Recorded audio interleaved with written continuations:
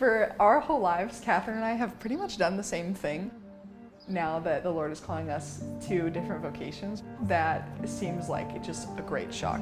But It's one of the biggest gifts He has ever given us. the Lord loves us so much to call us to something different, and at the same time, like it's crazy that I'm entering the convent a month after she gets married, because as an identical twin, that's something that when you grow up, the way that people get to know you is like, okay, well, who's older and who's taller? And they're not asking it maliciously, but we're always programmed to be like, how do I compare? How do I measure up? Right. And we've always been the Geigers. Like, oh, are It's the a Geigers unit. coming? Yeah.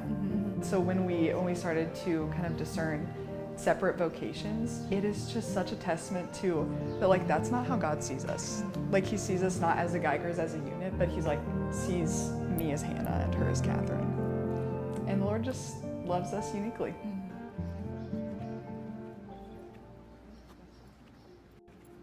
People will ask us, like, how hard is it right now? Like, isn't this the most difficult thing that you've ever done?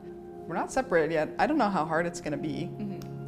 But the thought of like not being there for different like milestones in Catherine's life, like within marriage, it's like if she ever has a child or anything like that, it's like I'm not gonna be there for that. Like I'm gonna be absent. That breaks my heart. But also, like if I am generous to the Lord with what I give Him, I am confident that He'll give me the graces that I need in order to deal with those difficult situations when they come. This is what love demands. Both of us are in positions where we want to give everything to the Lord. It reminds me of like Jesus in the Garden of Gethsemane. Like He knew He was about to suffer, and he asked His Father, let this cup pass from me, but like not my will, but your will. Jesus was sustained through the passion. Like He was sustained through the greatest suffering of His life because He was in that communication with the Father. When Christ was in His most glory, when Christ was most glorified, was when He was lifted up on the cross. Our work of salvation was done in Christ's suffering. So the work of our own salvation is done, I think, similarly within our own suffering. There will be great suffering, like there is in any vocation, but especially every vocation is a death. Right. And it's like we will be separated and it will be hard, but the Lord is not outdone in generosity, and it's like if we decide to give Him everything, how much more is He going to give us? Like how many more graces, whether it be now or like 20 years down the road? We can't, or in heaven, yeah. We cannot give Him more than He gives us. Faith was the most important thing in our house growing up.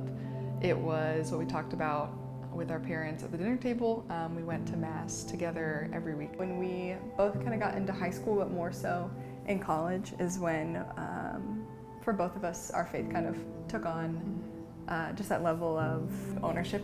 We got involved in our Parish Newman Center at the University of Cincinnati, which was just the biggest gift. And we were both involved with the Fellowship of Catholic University Students, Focus on campus. And that just gave a lot of freedom to look into the faith and to learn what it is to live it out. Once we met people who supported us in our Catholic faith and could help us grow and learn and dive deeper into it, is when both of our faith really flourished. We started going to daily Mass, which we had never done. That was when my faith completely changed, was receiving the sacraments often instead of just every once in a while. We were blessed with just like really beautiful models of faith and vocations growing up, like kind of all across the board. Like our parents have just like a really beautiful marriage, so it was like such a gift to see like our two parents, like they like just love each other, and we knew that and we never doubted that. And then like before we were in middle school, our brother, Father Chris Geiger, he entered the seminary. It was beautiful because we loved him and we looked up to him. He was like, we loved our brother. And then he like took this major step in his faith where he was like, I want to give everything to this. And we also got to grow up with his brothers in the seminary. Our most formative years for those 7 years, we had his example, but also like all of his brothers who are good priests in the diocese loved us and helped us to understand like what that vocation looks like.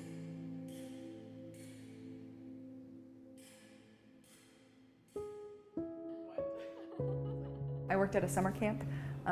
It was a youth and family camp. It was amazing. I was just so struck by the beauty of what it is to be a mother and what it is to be a wife, and how God works in that. And it was like changed my heart like like nothing else could have. I was dating my fiance at that time, Ben, and we had not been dating for long at all. God was like very like gentle and very slow, which is like usually how he works, at least in my life. But it was like daily prayer, like on my part and on Ben's part, and like daily giving it to God. Being like, if this isn't what you want, then neither do we, but he wants it and so do we.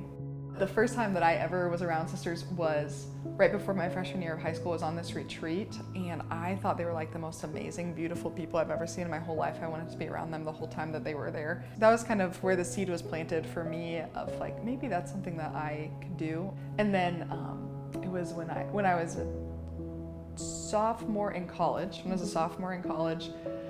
We went to a Sikh conference with Focus, and it was the first time that I had seen so many Catholics together who loved the faith and really like were excited about it. But it was also the first time in like a long time, like almost 5 or 6 years, that I had even thought about sisters. It wasn't on my radar until I went to confession, and this priest asked me out of nowhere, I didn't say anything about sisters, but he asked me if I had ever considered religious life. And I was like blown away, because it was like, one time I did, yeah, but not again. And so he encouraged me just to consider it, like to pray about it.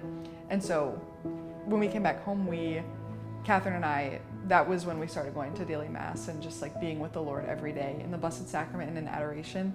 And I was so against it. I was like, I can't do this. Like, I'm not holy enough. And also, I don't know anything about sisters. And why would you do this to me? And what, like, this isn't what I've thought. This isn't what I've thought should happen. But the Lord like worked in my heart in such a beautiful way. I found myself one day praying, and I was at the point where I thought, I hope that this is what the Lord wants me to do. I like learned about St. Dominic, met St. Dominic, who's like my best friend in heaven now, and just knew that like he was interceding for me for such a long time. And this order that he had founded, I told Catherine, I said, oh, I think that this was made for me.